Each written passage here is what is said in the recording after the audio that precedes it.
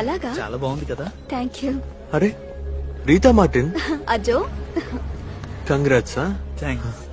ఇంతకు ముందే పరిచయం ఉందా? అందరం ఒకే కాలేజ్. అలాగా. ఆహా, ఏ కాలేజేనా? కానీ తను చదివి పాస్ అయ్యి చాలా కాలమైందే. ఇంకా నువ్వు ఎన్ని సబ్జెక్టులు పాస్ అవ్వాలి? వాడికి ఏం జ్ఞాపకం ఉంటుంది? 6. తను చదువుకుంటున్న రోజుల్లో బలాదూరు తిరగకుండా బాగా చదువుకుని పాస్ అయింది. నువ్వు ఎలాగ తిరుగుతూ ఉండు. అన్నా, ఆ? శుభకార్యం పెట్టుకుని మీరు పదండి. మీరు వెళ్ళండి. లోపలికి వెళ్ళండి. ఇదేరా నాకు నచ్చింది. చెప్పాలనుకున్న దాన్ని అప్పుడే చెప్పేయాలి. చుట్టూ ఎంతమంది ఉన్నా సరే చెప్పేయాలి. అలా చెప్పి పరువు తీస్తేనే ఇలాంటి వాళ్ళు బాగుపడతారు. వీడినని ఏ ప్రయోజనంలే. వీడు ఇలా తయారవడానికి నువ్వే కదా కారణం. మీరు మీ అబ్బాయి గురించి మాత్రం మాట్లాడితే బాగుంటుంది పెద్దనాన్న. అజో ఏంట్రా మర్యాద లేకుండా మాట్లాడుతున్నావు? మీరు నాకు మర్యాద ఇస్తేనే నేను మీకు మర్యాద ఇస్తాను. సారీ చెప్పరా. మీ నాన్న కూడా అన్నతో ఈ విధంగా ఎప్పుడు మాట్లాడలేదు. సారీ చెప్పరా. సారీ చెప్పరా. సారీ.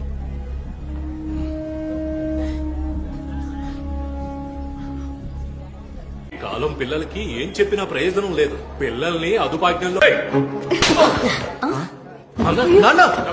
నువ్వెవరా? వాడు ఏమన్నాడో విన్నావుగా? వాడు అన్న దాంట్లో తప్పే ఉంది. ఎవరి పని వాడు చూసుకుంటే చాలు. అలా అయితే నేను నిన్ను ఎప్పుడో గుర్తుండాలి కదరా. నాన్న వద్దు నాన్న. అయినా నా కొడుకుని కొట్టే హక్కు నీకెక్కడుందిరా? నీ గురించి ఆలోచించి ఆలోచించి నాన్న త్వరగా వెళ్ళిపోయారు తెలుసా. ఆ తర్వాత నాన్న పెట్టుకున్న షాప్ నేనే నీకు ఇచ్చాను. దాంతోనే నువ్వు బతుకుతున్నావు. అలాంటి నువ్వు నా కొడుకుని తక్కువ చేసి మాట్లాడతావా? రే ఏంట్రా చుట్టాలందరూ ఉండగా ఎందుకురా గొడవ? అలాగా చెప్పాలనుకున్న దాన్ని అప్పుడే చెప్పేయాలి. చుట్టూ ఎంతమంది ఉన్నా సరే చెప్పేయాలి. అదే కదా ఇంతకు ముందు మీరు నాతో చెప్పారు. అందుకే ఇది ఇప్పుడు చెప్తేనే కరెక్ట్ గా ఉంటుంది. నలుగురు ముందు చెప్తేనే వీడికి బుద్ధి వస్తుంది. ఉద్యోగం సద్యోగం లేకుండా బేవర్స్ గా తిరుగుతున్నాడు. వీడికి సపోర్ట్ చేస్తున్నావు. నీకు సిగ్గుగా లేదంట్రా? నాన్న ఇప్పుడు నీ వయసు ఎంత? నీ వయసు ఎంతో చెప్పరా. 26. వీడి వయసులో మీరేం చేస్తుండేవారు?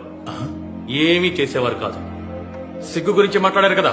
కోళికోడ్లో పక్కింట్లో ఒక అమ్మాయితో మిమ్మల్ని చూసి కట్టి పడేసినప్పుడు ఆ రోజు మన నాన్న పడిన బాధలో 1000వ వంతు కూడా వీడి వల్ల నేను ఎప్పుడు అనుభవించలేదు. ఒకళ్ళకి నీతులు చెప్పేటప్పుడు వాళ్ళ గురించి కాస్త ఆలోచించుకోవాలి. అప్పుడు నీతులు చెప్పాలి. నా కొడుకు ఎలా బతకాలో వాడికి తెలుసు. వాడికి ఎవరో నీతులు చెప్పక్కర్లేదు.